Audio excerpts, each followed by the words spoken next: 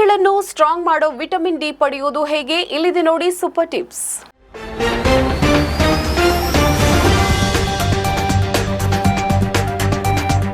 ನಮ್ಮ ಶರೀರದ ಆಧಾರ ಸ್ತಂಭಗಳಾದ ಮೂಳೆಗಳು ಅಥವಾ ಎಲುಬುಗಳು ಗಟ್ಟಿಯಾಗಿರಬೇಕೆಂದು ನಾವೆಲ್ಲರೂ ಬಯಸುತ್ತೇವೆ. ಸಾಮಾನ್ಯವಾಗಿ ವಯಸ್ಸಾದಂತೆ ಮೂಳೆ ಸವಕಳಿ ಅಥವಾ ಮುರಿತದ ಭಯ ನಮ್ಮನ್ನು ಕಾಡುತ್ತದೆ. ಇಂತಹ ಸಮಯದಲ್ಲಿ ಹೆಚ್ಚಿನವರು ಕ್ಯಾಲ್ಸಿಯಂ ಮಾತ್ರೆಗಳನ್ನು ತೆಗೆದುಕೊಳ್ಳಲು ಮುಂದಾಗುತ್ತಾರೆ.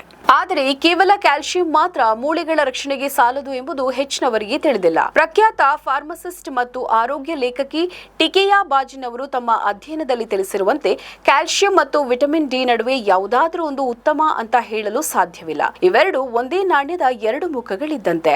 ಮೂಳೆಗಳು ಕಟ್ಟಡದ ಇಟ್ಟಿಗೆಗಳಾಗಿದ್ದರೆ ವಿಟಮಿನ್ ಡಿ ಆ ಇಟ್ಟಿಗೆಗಳನ್ನು ಹಿಡಿದಿಡುವ ಸಿಮೆಂಟ್ ಇದ್ದಂತೆ. ಇವೆರಡರ ಸಮತೋಲನವಿಲ್ಲದಿದ್ದರೆ ನಮ್ಮ ಮೂಳೆಗಳು ಬೇಗನೆ ದುರ್ಬಲಗೊಳ್ಳುತ್ತವೆ.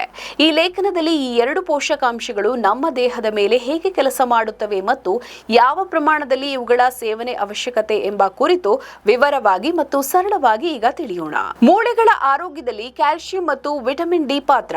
ಕ್ಯಾಲ್ಸಿಯಂ ಮತ್ತು ವಿಟಮಿನ್ ಡಿ ನಮ್ಮ ದೇಹದಲ್ಲಿ ಬೇರೆ ಬೇರೆ ರೀತಿಯಲ್ಲಿ ಕೆಲಸವನ್ನ ಮಾಡುತ್ತವೆ. ಇವುಗಳ ನಡುವಿನ ವ್ಯತ್ಯಾಸ ಮತ್ತು ಮಹತ್ವವನ್ನ ತಿಳಿಯೋಣ ಬನ್ನಿ. ಕ್ಯಾಲ್ಸಿಯಂನ ಮಹತ್ವ.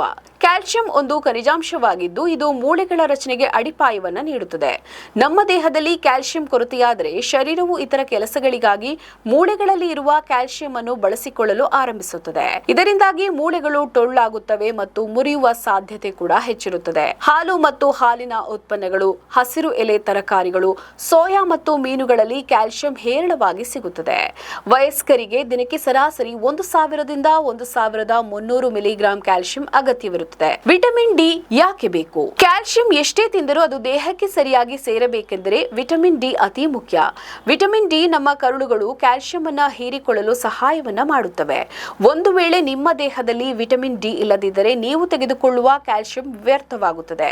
ಸೂರ್ಯನ ಬೆಳಕು ಇದಕ್ಕೆ ಅತ್ಯುತ್ತಮ ಮೂಲವಾಗಿದೆ. ಇದರ ಜೊತೆಗೆ ಮೊಟ್ಟೆಯ ಹಳದಿ ಭಾಗ ಮತ್ತು ಕೊಬ್ಬಿನಂಶವಿರುವ ಮೀನುಗಳಲ್ಲಿ ಇದು ಸಿಗುತ್ತದೆ. 70 ವರ್ಷಕ್ಕಿಂತ ಕಡಿಮೆ ವಯಸ್ಸಿನವರಿಗೆ ದಿನಕ್ಕೆ 600 ಯೂನಿಟ್ ವಿಟಮಿನ್ ಡಿ ಅವಶ್ಯಕ. ನಮ್ಮ ಈ ವಿಡಿಯೋ ನಿಮಗೆ ಇಷ್ಟ ಆದಲ್ಲಿ ಲೈಕ್ ಮಾಡಿ, ಶೇರ್ ಮಾಡಿ, ಕಮೆಂಟ್ ಮಾಡಿ ಮತ್ತೆ ಸಬ್ಸ್ಕ್ರೈಬ್ ಮಾಡಿ.